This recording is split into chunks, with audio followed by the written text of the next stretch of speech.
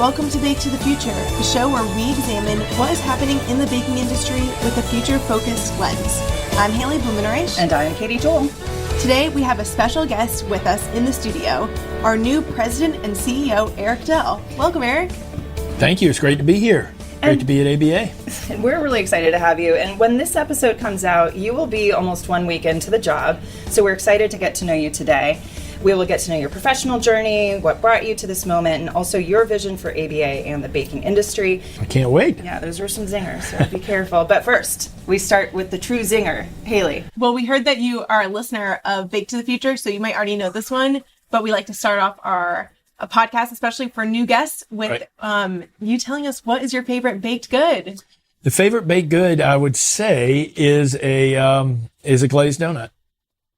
Great choice. Glazed donut. Just plain old glazed? Plain old glazed donut. And the other question we always ask people the first time they're on this show is, what brought you to the baking industry? So, what brought you to the baking industry? Sure. So, really coming to the bakers, to ABA, with a background in food and beverage, worked at an association, NAMA, which is the National Automatic Merchandising Association, which represents the vending and convenience services industry. And those are a lot of small business owners who are in the vending, traditional vending, office coffee service, and a lot of overlap with members. A lot of the baking members at NAMA are also members of ABA. Yeah, so it's great. Donuts, cakes, cookies. Yeah, it's a great overlap. Lots of the advocacy issues and government affairs issues are the same because they deal with food and beverage regulatory issues and as well as legislative issues. So a lot of overlap, same size association and roughly same size staff. So just a really good fit, I think. But you haven't always been in the association space. No, been in the association space for about 10 years previous to that. Did some lobbying as well as worked on Capitol Hill as a chief of staff for a member of Congress for 9 years. So would Eric of, say, 30 years ago, what was he thinking he was going to do with his life? And then what would he be thinking right now? Oh, wow. Well, I would say I would be working for a member of Congress probably, or working in politics. Politics was what I was doing at that time and focus and where I thought my life would be. And obviously it's connected to politics still, right? With associations. And I think that helps with the role that I'm coming into too. But yes, that's where I would not have seen myself as an association executive. Honestly, I didn't know what an association was 30 years ago. Well, and that's actually good because I think that even members that we don't have yet, they don't know what associations are. And so I think even coming from that background of, you've also spent time discovering what associations are, you can probably help really clearly define what it is. And I agree with that. I think the background, the political background, I see association members the same as constituents for congressional office or for an elected official, right? That their members are our constituents and we need to take care of them and help them grow their business and help them expand. And so I know some of what I wanted to get out of our conversation today is over the next 3, 6, 9, 12 months, you are literally going to meet hundreds of new people, if not like 1,000 in this next year. Yeah. Right. And so what I'm hoping is that when someone listens to this and kind of reads some of the communications we'll have in the beginning part of the year, they'll be like, oh yeah, I know him. Yeah. So why don't you tell us a little bit more about, we'll get a lot into the professional stuff and a lot into what you are going to be, what your vision is for ABA, but let's talk about Eric, the person outside of business. Sure. Maybe start like where you're from and some snacks you enjoyed as a kid, and then paint us a picture. Origin stories and where you are today. Yeah. So I am from a small town in South Carolina. Ridgeland, South Carolina, which is right outside of Hilton Head Island, if you're familiar with that area. Through it on my way to Savannah. Okay. Yes. I took a picture. Right near Savannah. Yeah. So we had no restaurants after church on Sundays, so we had to go to Savannah, an hour away, to get lunch after church on Sundays. So my background is literally growing up in rural South Carolina, and then following that, went to the University of South Carolina undergrad in law school. And then practiced law for a few years and clerked for a circuit judge. So went around the state with the judge, which was a great experience to get to know the state. And have always been involved in politics. Got involved in politics when I was 14, and have been involved ever since. What did you do when you were 14? When I Did was you go door to door knocking? When I was 14, I actually created and built, my dad had a workshop, so I actually built political signs for a governor's race. So was very involved in those kind of things. And as a kid, my parents were not political, and so it wasn't from them, but I had two friends who actually got me involved politically. So, and then while I was in high school, my dad was a part owner of a convenience store. So I worked in a convenience store and grew up working in food and beverage and convenience store as well. So worked in the kitchen and worked at the register and everything. So there's another podcast in the association world called Convenience Matters. Okay. It's actually a pretty good one. Anyway, not to plug another association's podcast, but theirs is pretty good. Yeah. So I grew up technically in food and beverage, right? In convenience store, working in that during high school and during summers. So. And then you came to the Hill shortly after that, met your wife, got married. Came to the Hill. All this stuff. All this stuff. I want to hear all of it. All the good stuff. So met my wife at a University of South Carolina event here in D.C. Then we got married in 2009. Doesn't the State Society of South Carolina, they have like the crawfish? They have, no, it's not crawfish. No, this was actually a University of South Carolina alumni. Oh, okay. I've been to the State Society. Yeah. So she went to the University of South Carolina as well. Didn't know her there. But met her here. And then we got married in 2009, 14 years coming up, January 9th, when I think this will be airing close to that date. Yeah. So that, and we have two young boys, 6 and 9. Noah and Charlie, and they're just awesome, and family is very important to me. Yeah. So I love water. Well, I'm like you. I love water. I grew up near the water. We vacation near the water for that purpose. We love doing outdoor activities. Yeah. What are we talking? Boating, fishing, anything like that? Yes. Water skiing. Yes. Yeah. Do you have a boat? I do not have a boat. Nope. Yet. Yeah. Had a boat once. That was enough. What's your favorite day? The day you get a boat and the day you sell it. Yeah, exactly. That's what they say. But yeah, I do love outdoor activities, especially with the kids. In terms of looking at the future, since we are a future-focused podcast, Big to the Future, we want to hear kind of your future vision for ABA.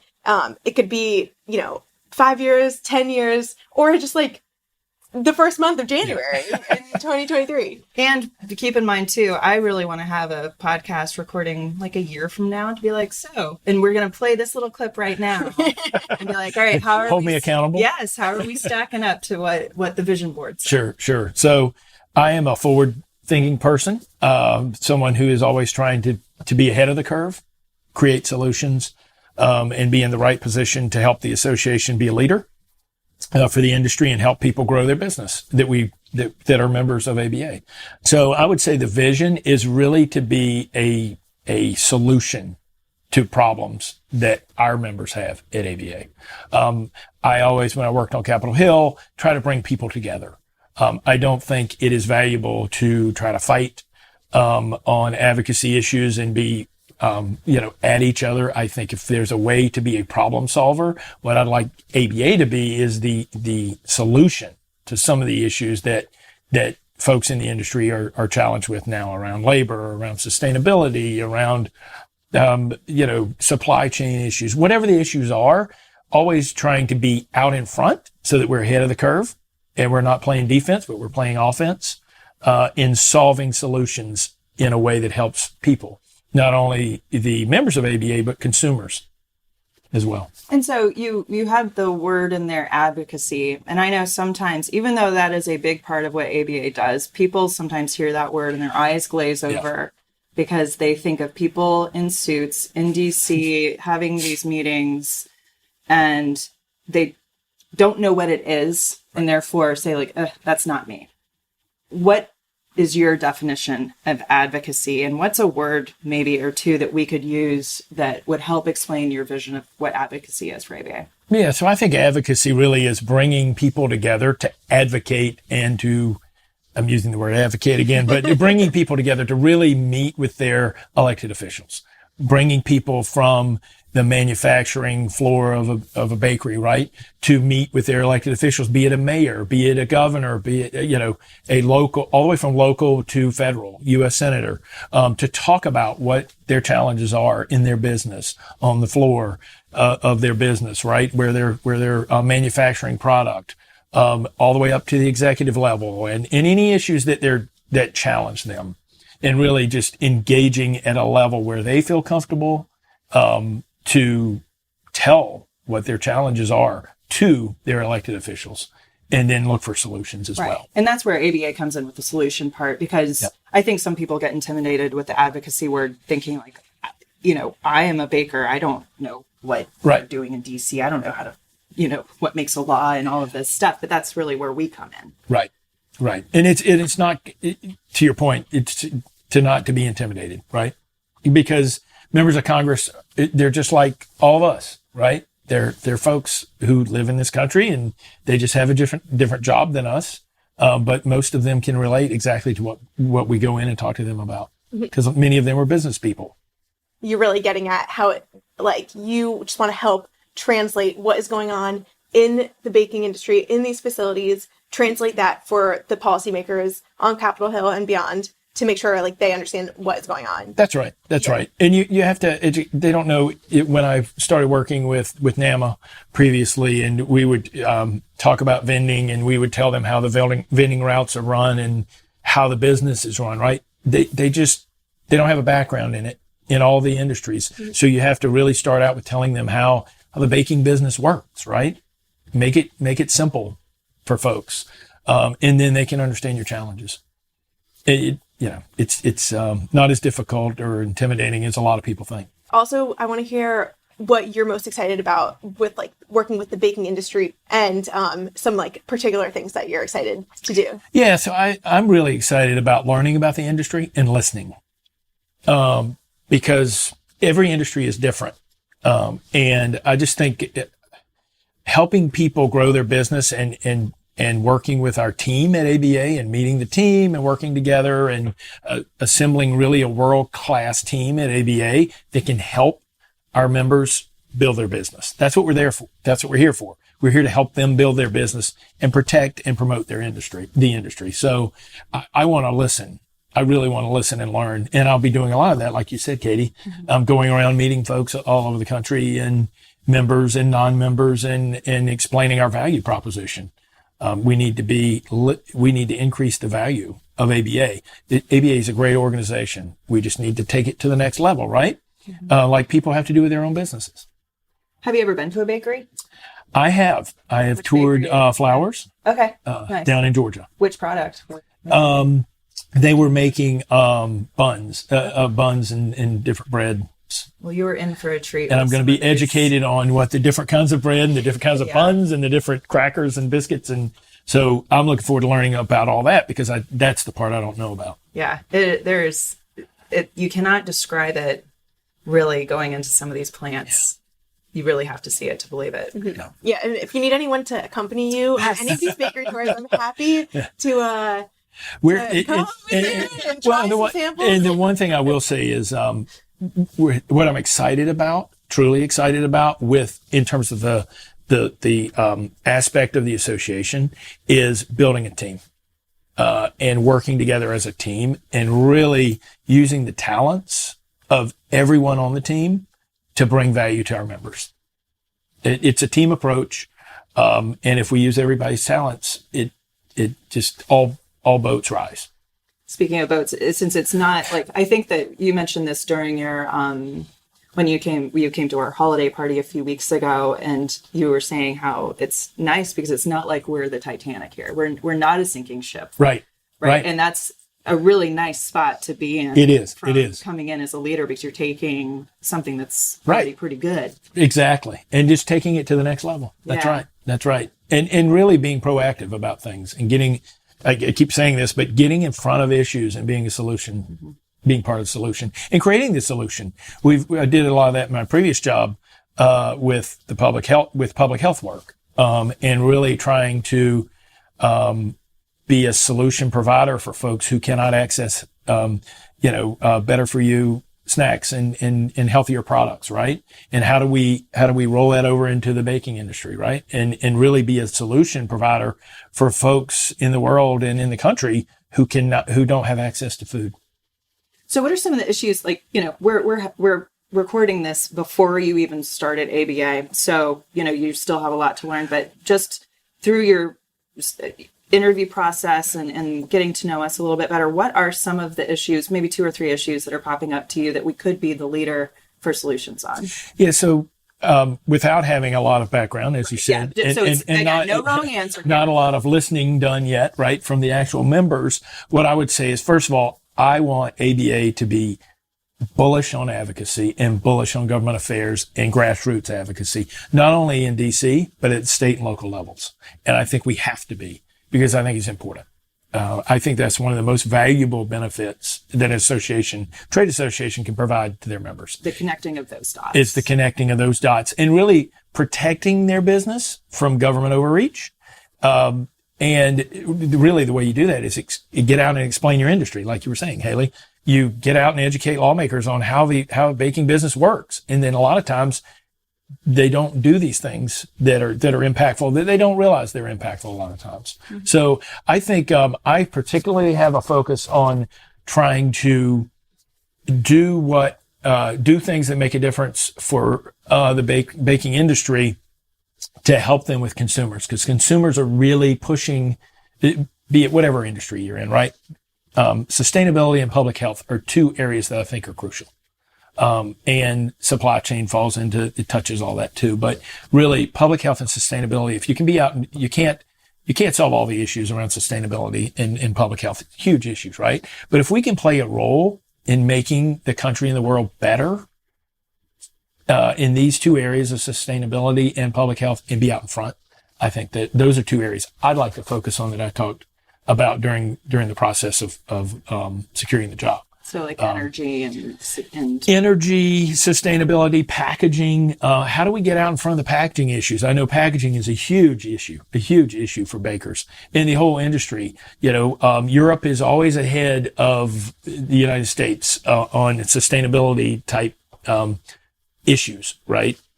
And I say ahead, they're more forward leaning, right? So we know it's going to come our way after it's in Europe, most things. They usually go to Europe and then California and Maryland and then here, right?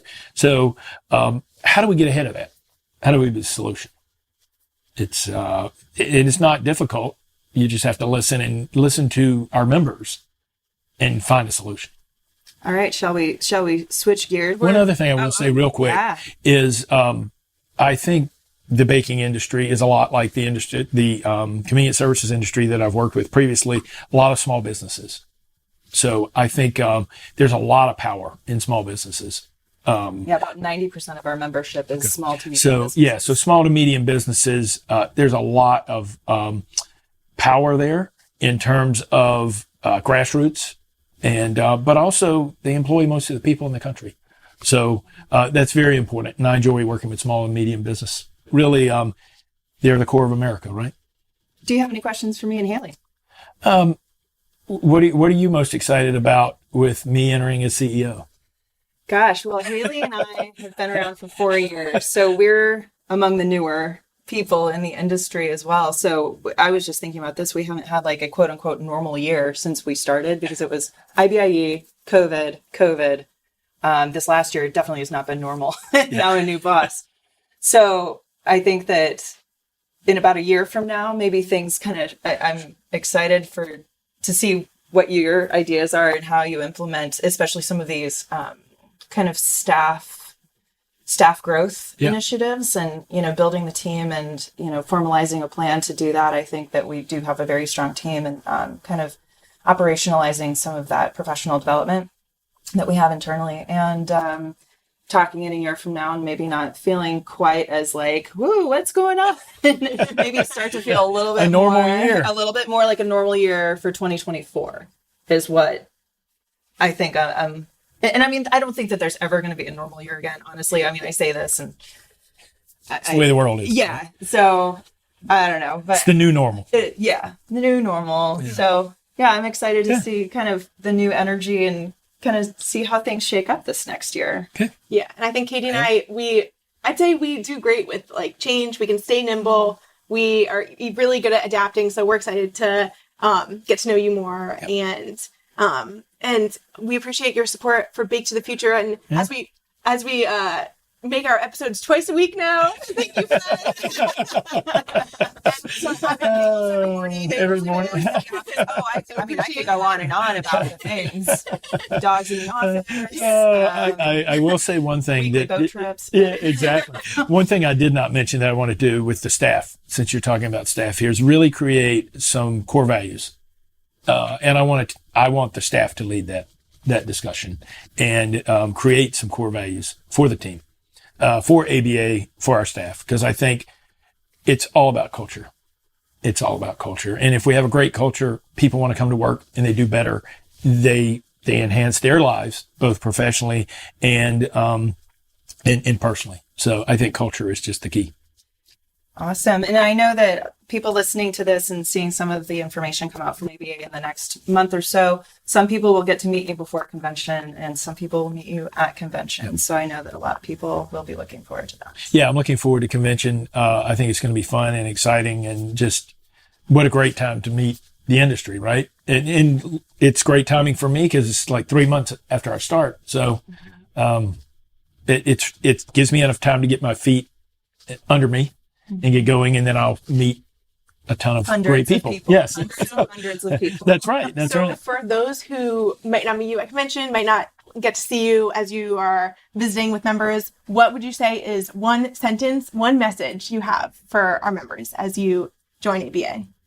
I want to listen to you, so please, and learn from you. So please come up to me and introduce yourself, and let's get to know each other. Awesome. I like that. And share this podcast with your colleagues, listeners. Please share the podcast. We want to grow the podcast. That's part of one of my objectives, literally, and I said this during the process that I was going through for the job, was I really think the podcast is important. I think we need to grow it, and I think we need to expand. And you'll see that the government affairs part of the podcast, I think it is really good what you do or what we do on the podcast, but with government affairs. But I think there are new and innovative ways that we can even expand the work with the podcast with our government affairs work. And so awesome. Yeah, we'd love to hear that. All right, and with that, we'll wrap up. And thank you so much for joining us today. Thank you. Thanks for having me. Thank you. And I'll let our listeners know that they can share their feedback on this episode by emailing hello@americanbakers.org or leave us a voicemail at baketothefuture.org. We love hearing from you. And don't forget to subscribe wherever you listen to podcasts: Apple, Google Podcasts, Spotify, Stitcher, Amazon Music, or Ghana.